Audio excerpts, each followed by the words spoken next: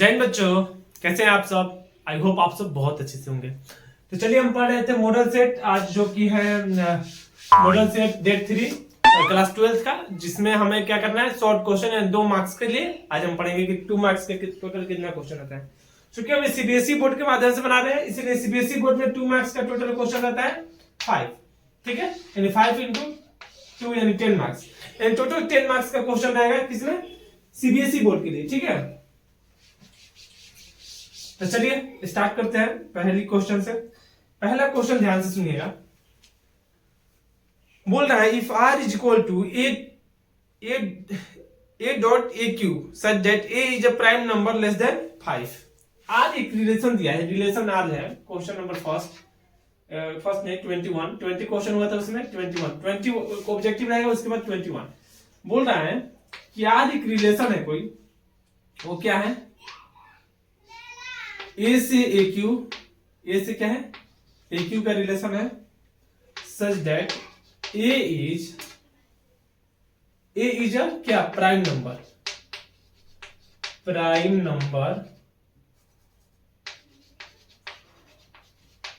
Number less than 5। Less than क्या है, 5 है, less than 5 with relation find the range of R. तो हमें आर का क्या करना है, रेंज निकालना है। तो थोड़ा ध्यान देखिए, आर क्या है, ए से ए क्यू है ना, 5 से कम क्या है, प्राइम नंबर। तो 5 से कम प्राइम नंबर कौन कौन सा हो सकता है, या तो प्राइम नंबर 2 हो सकता है 5 से कम, और एक 3। दो ही प्राइम नंबर है जो 5 से कम होता है। तो जब हम रिलेशन लिखेंगे आर, तो या तो 2 लिखेंगे या फिर 3 लिखेंगे। तो हम यदि देखिए, यदि ए की जगह पर हम 2 लेंगे तो हमारी 2 का क्यू कितना हो जाएगा, 2 का क्यू। अगर वही हम 3 लेंगे तो हमारे पास कितना हो जाएगा, 3 का क्यू। ठीक है, तब यहां से जो हमारा रिलेशन है वो क्या आ जाएगा, 2 और 2 का क्यू करेंगे यानी 8 और 3 हो जाएगा 27। अब देखिए हमें पूछ रहा है ये क्या, कि रेंज ऑफ आर। तो आर का रेंज, तो पहले वाला जो होता है वो क्या होता है, डोमेन होता है, और सेकेंड में जो होता है वो क्या होता है, रेंज होता है। रेंज इज इक्वल टू कितना हो जाएगा, 8 और 27, 8 और 27। इस तरह से हम रेंज निकाल सकते हैं, 8 और 27। और अगर वही डोमेन पूछता क्या हो जाता, 2 और 3 इसका डोमेन होता है। इसका रेंज कितना है, 8 और 27, जो कि आंसर होगा हमारा। ठीक है, तुम्हें देखिए क्वेश्चन ये वाला समझ में आया होगा। चलिए अब इसके बाद 21 के बाद 22 नंबर क्वेश्चन देखते हैं। चलिए क्वेश्चन नंबर 21 के बाद 22 नंबर क्वेश्चन देख लेते हैं। 22 नंबर जो क्वेश्चन है वो इंटीग्रेशन निकालने के लिए बोल रहा है। बोल रहा है फाइंड द इंटीग्रेशन ऑफ, ये इंटीग्रेशन है, इसे हमें फाइंड करना है। थोड़ा सा ध्यान देंगे कि ऐसे तो हमने कोई फॉर्मूला देखा नहीं कि sin square x minus cos square x का कोई ऐसा फॉर्मूला हो जिससे ये फाइंड हो जाए।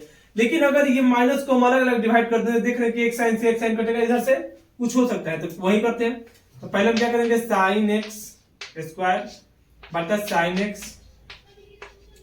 cos x dx, और माइनस में हम cos square x sin x cos x dx कर सकते हैं, कोई दिक्कत नहीं है। अब एक साइन से साइन खत्म, और यहाँ पर एक cos से cos खत्म। इधर क्या बचा हमारा,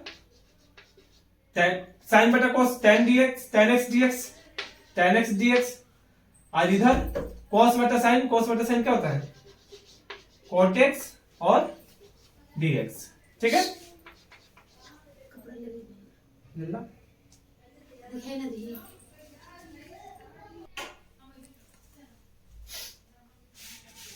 तो चलिए ये हो गया साइन बटा cos tan x dx, और cos बटा साइन हो गया cot x dx। ठीक है, अब देखिए sin x integration, sin x की tan x का इंटीग्रेशन पता है सबको, क्या होता है, log का sin x, सॉरी log का क्या होता है, sec x ना, log का sec x।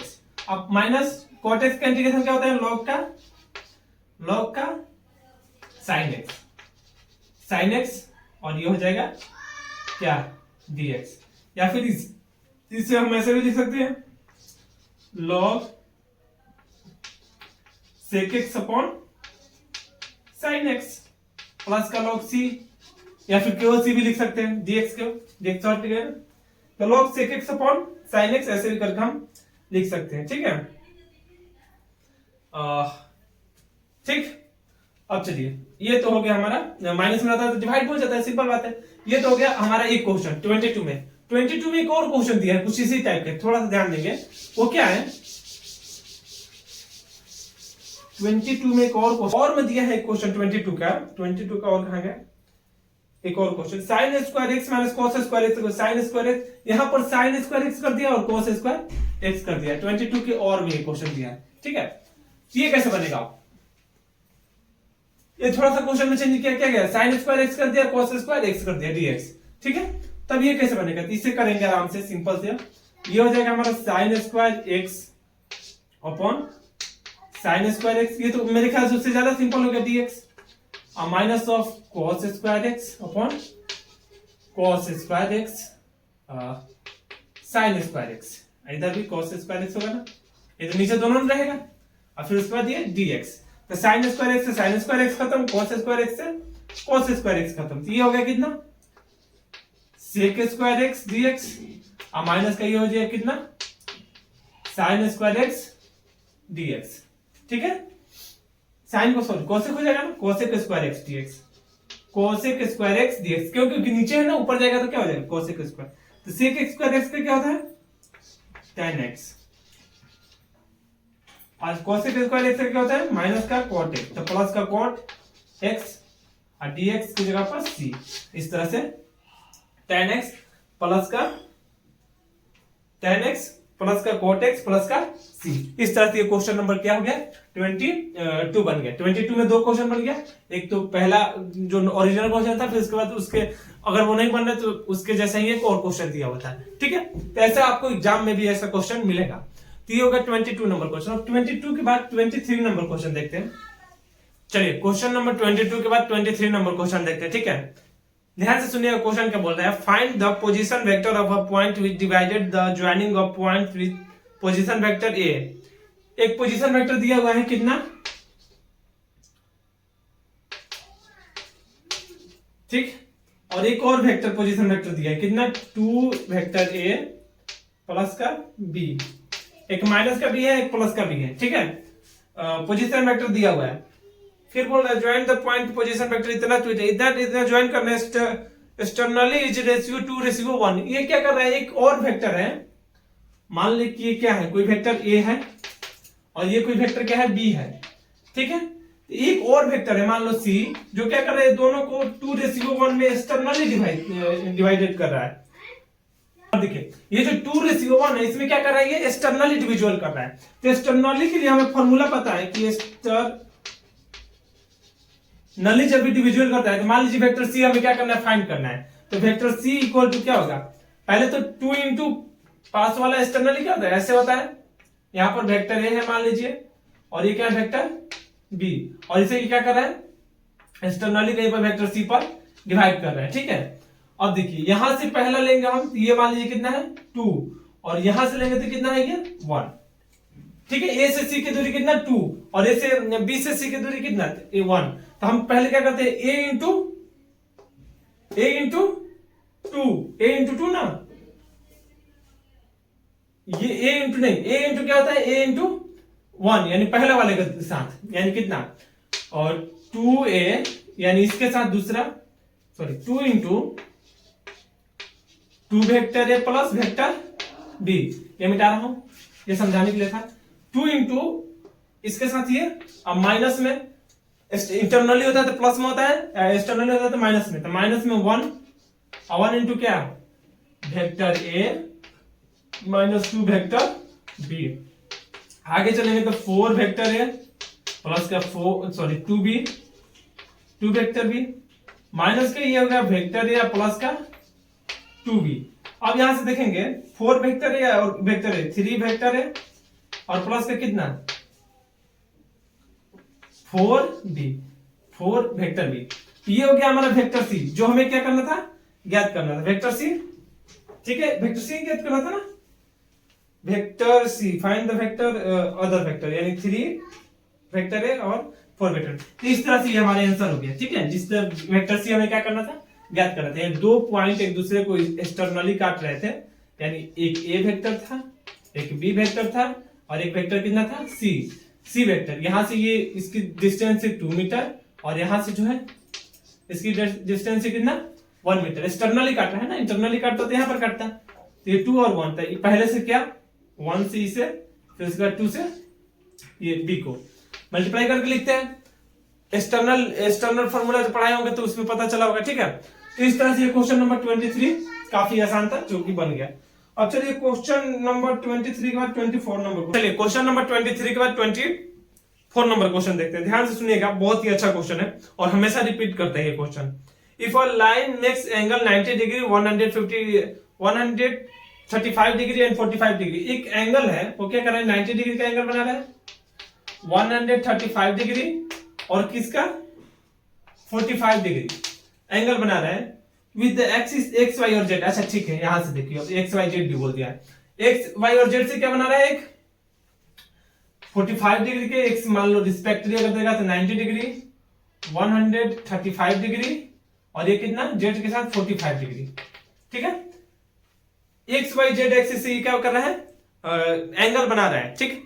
Find the direction cosine. अच्छा, डायरेक्शन कोसाइन से फाइंड करना है, बहुत सिंपल क्वेश्चन आता है। डायरेक्शन कोसाइन पता है, एल इक्वल टू क्या होता है, cos alpha, L equal to क्या होता है, cos alpha, M equal to क्या होता है, कॉस बीटा, और एन इक्वल टू क्या होता है, कॉस गामा, ठीक है। अब कॉस अल्फा लेकर चलेंगे तो कॉस एक्स अक्ष के साथ 90 डिग्री, कॉस 90 डिग्री की वैल्यू कितना, कॉस 90 डिग्री वैल्यू 0, ठीक है। कॉस 135 डिग्री, 135 डिग्री कितना, कॉस 135 डिग्री वैल्यू कितना, कॉस 135 डिग्री वैल्यू कितना नहीं पता, निकाल देते हैं। कॉस 135 डिग्री, कॉस 135 डिग्री को क्या लिख सकते हैं, 180 degree minus 180 degree minus 45 degree लिख सकते हैं। 135 180 माइनस 45 यानी सेकंड क्वाड्रेंट माइनस के cos 45 डिग्री, और cos 45 डिग्री कितना होता है, माइनस का 1/√2, यानी 1/√2, लेकिन किसका, माइनस का 1/√2। और वही अगर बात करें cos 45 तो 45 का 1/√2।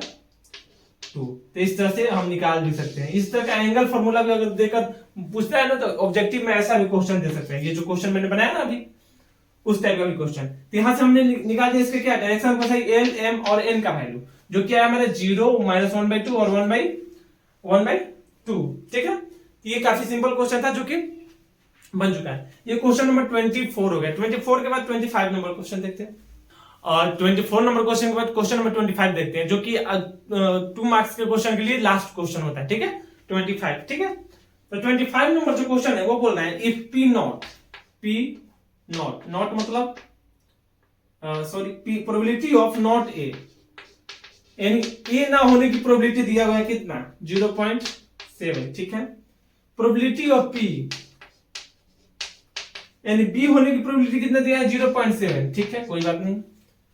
Probability of B upon A, इसका भी प्रोबेबिलिटी दिया है कितना, 0.5। Then the find probability of A upon B. A upon B की प्रोबेबिलिटी हमें क्या करना है, निकालना है। बहुत सिंपल क्वेश्चन है, ज्यादा सिंपल भी नहीं है, लेकिन हाँ थोड़ा सा दिमाग लगाएंगे तो हो जाएगा। देखिए प्रोबेबिलिटी ऑफ हमें चाहिए क्या, ए अपॉन बी के लिए हमें क्या चाहिए, probability of A intersection B, ये सबसे जरूरी है हमारे, क्योंकि इसके लिए ए इंटरसेक्शन बी अपॉन क्या होता है, पी बी, ठीक है। तो P B probability of B हमें पता है, हमें ए इंटरसेक्शन बी निकल जाए तो हम कर देंगे। तो यहां से हमारे पास probability of B intersection sorry B upon A is equal to क्या होता है, probability of A intersection B upon probability of नीचे वाला क्या है, ए। अब हमें पता है क्या, प्रोबेबिलिटी ऑफ बी अपॉन ए ये पता है, प्रोबेबिलिटी ऑफ ए हमें पता चल जाए ना तो हमें हो जाए, लेकिन प्रोबेबिलिटी ऑफ नॉट ए ये नहीं है, ये क्या है, प्रोबेबिलिटी ऑफ नॉट ए, यानी probability of not A plus probability of A is equal to 1 होता है। सबको पता है कि प्रोबेबिलिटी ना होने की संभावना और होने की संभावना किसके बराबर होता है, 1 होता है। तो probability of not A plus probability of A equal to 1, और प्रोबेबिलिटी ऑफ नॉट ए कितना है, 0.7 plus probability of A is equal to 1, यानी probability of A is equal to कितना हो जाएगा 0.3। ये हो जाएगा कितना, probability of A equal to 0.3। तब यहां से हमें निकल जाएगा क्या, और probability of B by A, probability of B by कितना 0.5।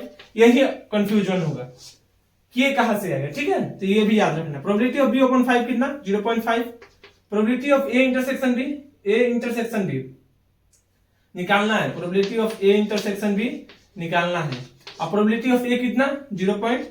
तो ये हो जाएगा 1.5, कितना 1.5 हो जाएगा, मल्टीप्लाई होगा तो हाँ 1.5 is equal to probability of A intersection B. तो probability of A intersection B निकल गया। अब यहां से हम निकाल देंगे क्या, यहां से हम निकाल देंगे probability of A upon B, जो कि होगा probability of A intersection B upon probability of B. Probability of A intersection B कितना है 1.5,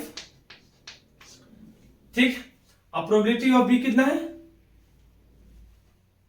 ये 1.5 होगा ना, 0.5 इंटू 0.3 तो 5 0.15 होगा ना, 1 पॉइंट का प्रोबेबिलिटी का वैल्यू 1 से ज्यादा नहीं होता ना, 0.15 होगा ये।